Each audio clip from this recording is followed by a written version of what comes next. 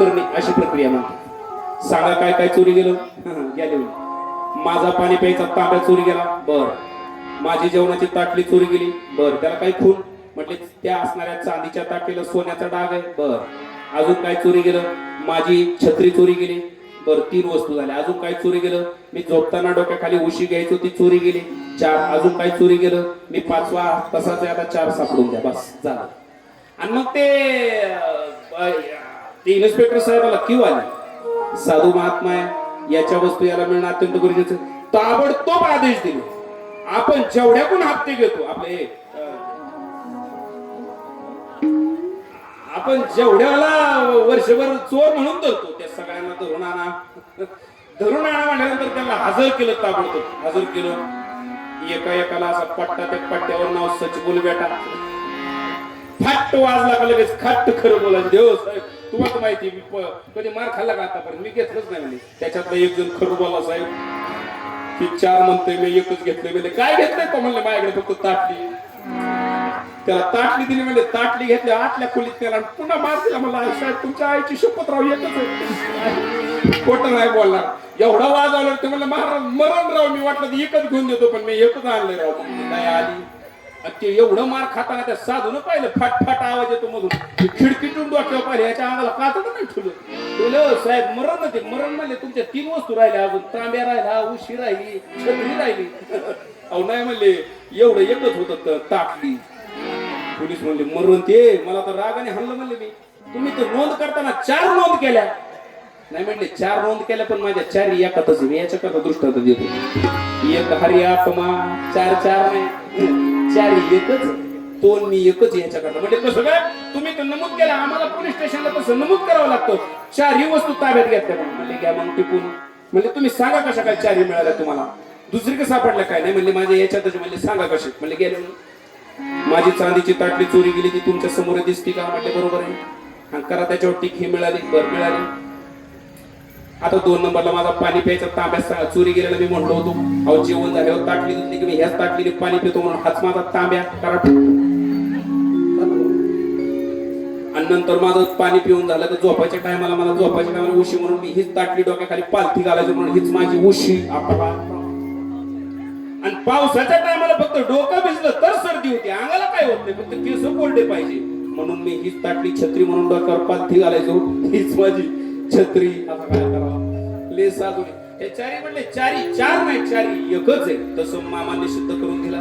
आत्मा आणि देव एकच आहे. बोला बाळूमामाच्या नावानं. अशा प्रकारे मग बाळूमामांनी ती सगळी आपली सत्ता दाखवली. मामांनी जन्म मृत्यूचं संशोधन आईच्या जाण्यानंतर केलं. मामांनी स्वतः 3-4 वेळा अशा समाध्या लावल्या आणि मामांनी मृत्यूवर विजय मिळवला. मामा स्वतः साधू होते. मामांचं म्हणजे जगाच्या कल्याणा, संतांच्या विभूती, देह कष्टविती, परोपकारी. फक्त परोपकाराकरता ज्यांचं जीवन असतं त्याला साधू असं म्हणावा. ऐका. आणि मग परोपकाराने जीवन जगत असताना मामांचं जीवन म्हणजे जगाचं कल्याण करण्यासाठी, जगाचा असणारा दुःख निवारण करण्यासाठी. मामाचा चालता फिरता दवाखाना होता. मामाकडे 4 प्रकारच्या गोळ्या होत्या. जर कोणाला काही अडचण असेल, कोणाला मुलबाळ होत नसतील, कोणाला थंडी ताप आला असेल, कोणाचा ताप मेंदूत गेला असेल, कोणी मेंदूतच गेला असेल, अशा सगळ्यांना वेगवेगळे औषधं मामा द्यायचे. कोणाला म्हणायचे तू चहा पे त्याचं दुखणं बरं व्हायचं. दुसरा आला का त्याला म्हणायचे काय अडचण आहे? मुलं होत नाही, कान्या खा तुला मुलं होऊन जातील. तिसरा आला का त्याला म्हणायचे भंडारा कपाळाला लाव तुझा प्रश्न मिटून जाईल. एखाद्याला दम्याचा आजार असला तो बिडी ओढ. आता तुम्ही वाचा चरित्र. आमच्या मच्छू अंकलनी एक्स्ट्रा एक पुस्तक आणलेलं आहे. माझ्या नंतर देण्यात आला. त्यांनी 2 का घेतले. म्हणजे ह्याने ग्रंथ घेतला पण हे बरोबर सांगत हे पाहायचं कसं. उद्या गेल्यावर तुम्ही पाहून घ्या. मामाची 4थी गोळी म्हणजे बिडी ओढायला लावायची. मामाची ती स्टाईल कशी होती. काय झालं एकदा काय झालं माहिती का? मामांच्या असणाऱ्या तळावरती सगळे मेंढके एका जागी गप्पा आणत होते राजूभाऊ. आणि ते अचानक मामा सगळे ओरडले उठा रे. काय झालं मामा? म्हटलं मी सांगतो तेवढं लक्षात ठेवा. मी रिंगण मारलंय तळाच्या कडाला. रिंगणाच्या बाहेर सकाळपर्यंत निघू नका. लय मोठ्या संकटाला रात्रीतून तोड द्यायचे. आता काय करावं? आणि यांना चांगलं माहिती होतं. मामा बोलले देव बोलले. आता काय करावं? आणि मग यांनी काय केलं माहिती का? रिंगण मारलं. म्हणले मामा पण मग जर मध्ये आधी म्हणले तिकडे पण जायचं नाही, खड्ड करायचं म्हणले पण बाहेर नाही जायचं. ज्याला कळत त्याला कळत, ज्यांचं माहिती लक्ष त्यांनाच कळत. मामाने सांगितल्याप्रमाणे अर्धी रात्र झाली. मामा उठले, शिव्या द्यायला लागले. मामाच्या शिव्या पाहिल्या सगळे डोळे उघडून पाहायला लागले. मामा इकडे तोंड करून करून निघितून. अरे एवढ्याला जर तू मारलं तर या बकराला कोण सांभाळेल? या गावात तू तांडव करायचं नाही अशी तू मर्याई. ती मर्याईचा गरका होता. मर्याई म्हणजे 2019 ला मर्याई झाली होती, त्याला म्हणायचं कोरोना. आणि मग ही मर आली होती, तिला सांगितलं या गावात नाही, तुला दुसऱ्या गावात काय तू मकरू घालायचा घाल, या गावात तुला थांबू देणार नाही. कानूर नाही बरं का, कानूर नाव, कानूर, कानूर वेगळं. कानूर इथलं कानूर म्हणून गाव आहे, त्या गावाच्या तळावर मामा होते. आणि शेजारी हुलचिक्की नावाचं गाव होतं, त्याच्यात दिलं. राज्याला बाकीच्याला वाटलं असं मामा गफांडे हरीत असतील, पण दिवस उजाडला, शेजारच्या गावात बातमी आली, पलीकडच्या गावात मर्याईचा गरका झाला आणि एका रात्रीत 12 लोक मेले. हे कळालं, मग कळालं मामाचा अधिकार किती. एवढी मामाची सत्ता होती. मामाकडे वेगवेगळे औषध होते. एक बाई तळावर आली आणि मामाने तिला सांगितलं कन्या खा. खा कन्या. म्हणले मामा नको. अरे कन्या खा. नको.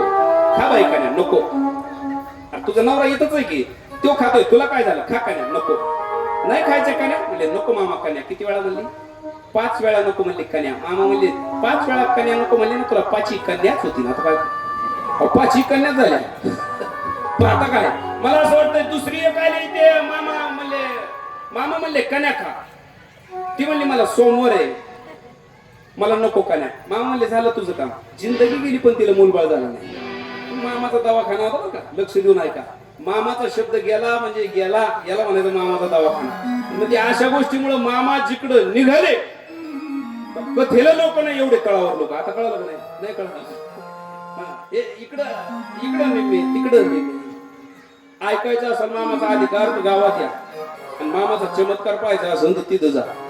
तिथं जाऊन मागणं मागायचं आणि खरं झालं का मग सांगायचं बाकीच्यांना झालंय म्हणून. हा मामाचा अधिकार आहे. बोला बाळू मामाच्या नावानं.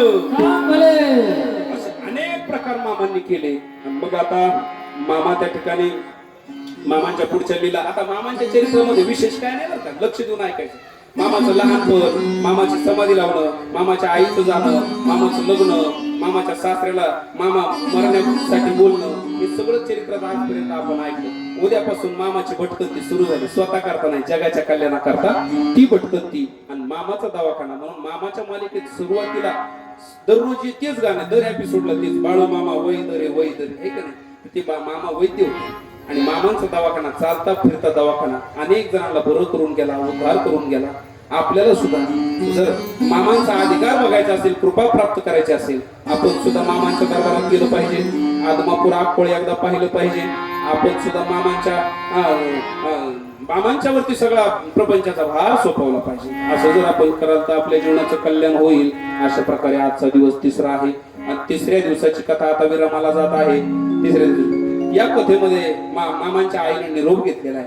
मामांनी संशोधन शरीराचं केलेलं आहे. परत एकदा घरी जाता जाता लक्षात ठेवा, मरण म्हणजे एक प्रकारची समाधीची, एक प्रकारची झोपच आहे. फक्त मोह माया ममता दुःख देते असंच साधूचं मत आहे. म्हणून साधूला ममत्व नाही, ते निघून गेले आणि बकरांचा प्रपंच सगळ्यांक देऊन टाकला. हे आपण पुढं पाहणार आहे. म्हणून उद्याची कथा उद्या परत प्रारंभ होईल. जाता जाता एकच सांगतो, आपण आज मोठ्या संख्येने आलात. इकडची सुद्धा बाजू आज भरायला लागली. पावसाने सुद्धा उघड घेतलेली.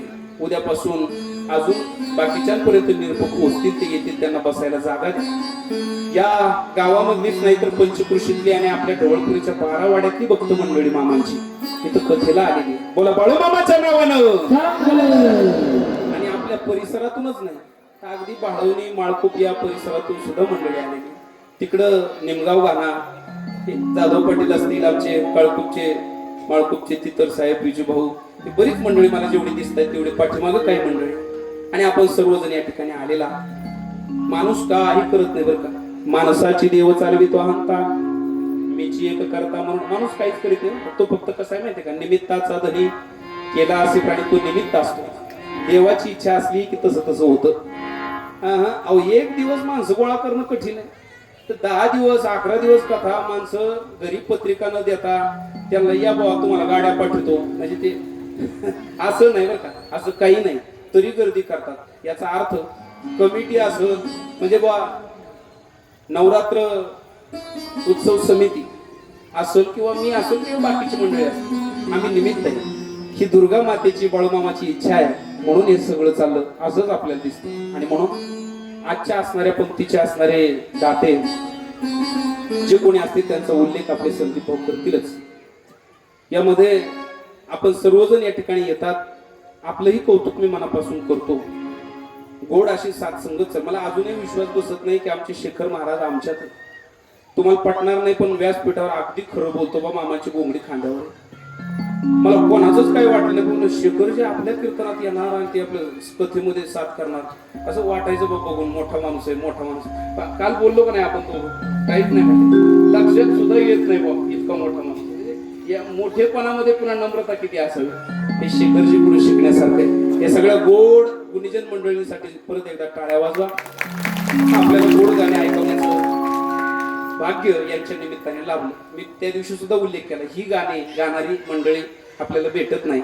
दिलीप महाराज भेटले, बापू महाराज भेटले, आपले बाळू महाराज भेटले, आणि गोड अशी साऊंड सिस्टम आपल्याच गावचं भूषण संतोष भाऊ यांचे आहे.